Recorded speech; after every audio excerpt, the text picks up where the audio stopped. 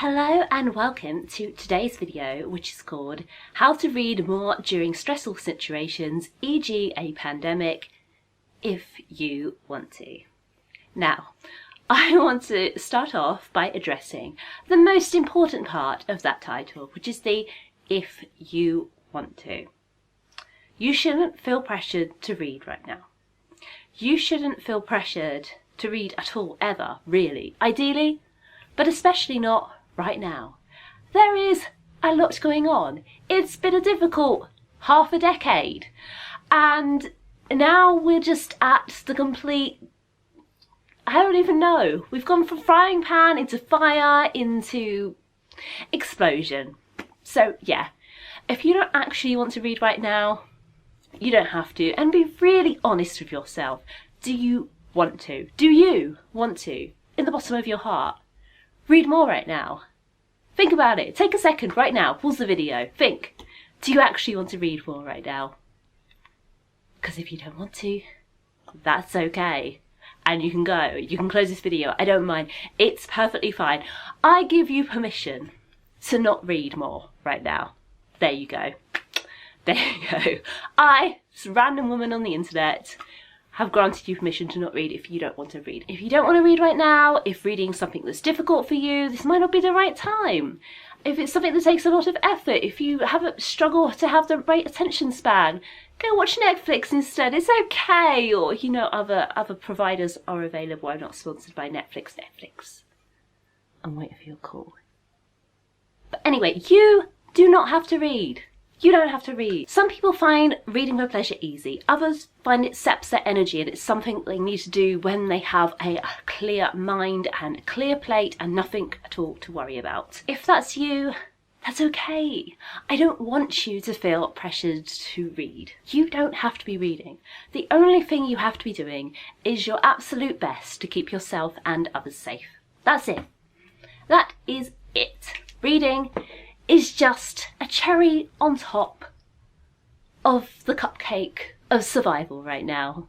So if you don't have it in you, it's okay. Now, for those of you who have continued to watch the video, if you really wish you could dive into a good book right now, I'm here for you.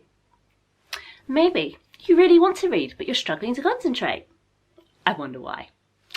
Maybe you're struggling to relax enough to enjoy it. Well, I have some tips. Number 1, read for fun. This means moving anything you feel like you should read, but don't actually feel compelled to the bottom of the pile. There is a strong argument that you should probably get rid of those books because, you know, it's not adding anything to your life, you know. It doesn't spark joy. You can move it on. Maybe it's something that you feel you should still read though at some point in your life, but it's just not the right time for it now. And in that case, yeah, you can put it to the back of your pile. It's fine. You can go to the bottom of your list. You can make a new shelf on Goodreads if you like, for books that you're not ready to read right now, so that you don't feel any more guilt about it. What you should be doing right now is bumping up all of the fun stuff. All of the stuff that's compelling, no matter what it is. If it gets you excited to read it, bump that up, yeah? Get that to the top of your list. Make that your reading priority. Now, what's fun is entirely a matter of your own personal taste. But I know lots of people right now are particularly enjoying children's literature. Lots of people right now are really enjoying fantasy books because they're set in a completely different world, which has nothing to do with this one. And lots of people are rereading old favourites. Now, something I personally really like to do is kind of a combination of some of those things. I like to read classic children's books that I missed out on when I was a kid, or books that are set in a historical period that I missed out on when I was a kid. So recently, for instance, I read The Dragonfly Pool by Eva Ibbotson and I absolutely loved it, and it's set shortly before World War II, and it's just such a different world from this one, and she's such a brilliant writer, and I just totally got swept up into the story and I loved it, and it made me feel so much better.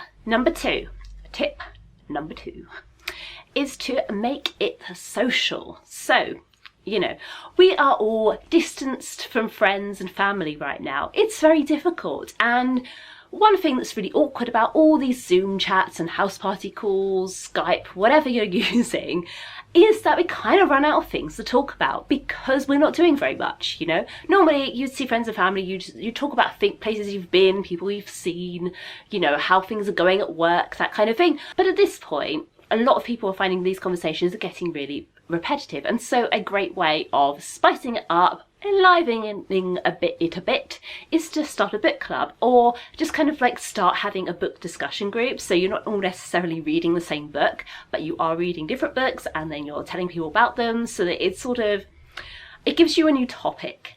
And also you can make recommendations to each other and just have a good time, have something to unite you in this time, and take your mind off of just discussing the news and what's going on Twitter and all of that kind of stuff. You know, also you could, if you're so inclined, start a sort of social justice kind of like context book group as well. Like, so if what fires you up is reading books about the politics surrounding the present situations, then you could start a book club for that, and it feel like you're not going for it alone, have some support, some people to bounce ideas off of. It could be absolutely brilliant. So consider it, because you could really enjoy it. My workbook club has been keeping up. While we're on lockdown, we're actually working in our offices, which is really nice. You know, it's great to see people's faces and also talk about books like we usually do. You know, it brings a little bit of normality into it. Tip number 3 is about relaxing. And I think the biggest thing you can do to help you relax and get in the mood to read is to find the right space. So if you can, try not to be reading in the same room you work in, because if it's the room you work in, it's a bit like sleep hygiene. Think of it as read hygiene. If you're working in that room, then you're going to start associating that room with work and find it really difficult to read there, to concentrate without getting distracted by other things. You know, don't read in front of your computer. Don't read in front of your phone. You know, put those things away. If you know, if you have to work in the same room because of your personal circumstances that you sleep and read in, then maybe you want to kind of create a bit of a ritual around reading. You know, make yourself a nice drink, get a blanket if it's not boiling hot, put your fan on if it is boiling hot. You know, make a nice kind of atmosphere. Maybe you sit on the floor or lie on the floor instead of sitting on a chair, just for a change. You know, figure out something that works for you to kind of set the mood and get you in the right frame of mind for reading. So those are my top 3 tips for how to read more during stressful situations if you want to. And remember, you can change your mind, you know. So if you think you want to read and then you start it and you don't actually like it, you can stop. It's fine. It's totally fine. There are no reading police. It's okay. You can do what you want. It's your life. Read, not read. If you start a book and you don't like it, you can put it down and pick up another one. It's not like you're necessarily putting it down forever. It just means you're finding it really hard to read that kind of thing right now, and maybe you should try something else.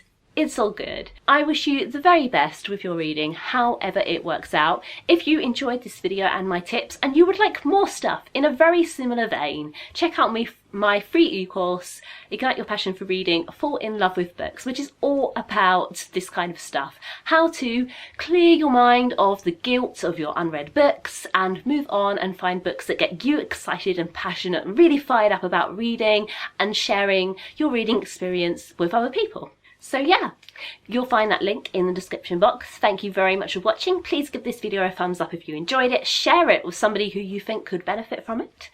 And subscribe if you'd like to see more from me. I do monthly review wrap-ups on this channel, unboxings. I talk about my Julianne vs TBR project, which is my project to read as many of my physical books that are on my shelves as possible, and much more. So yeah, hopefully you'll enjoy it. Thank you again. You'll see me again soon. Bye!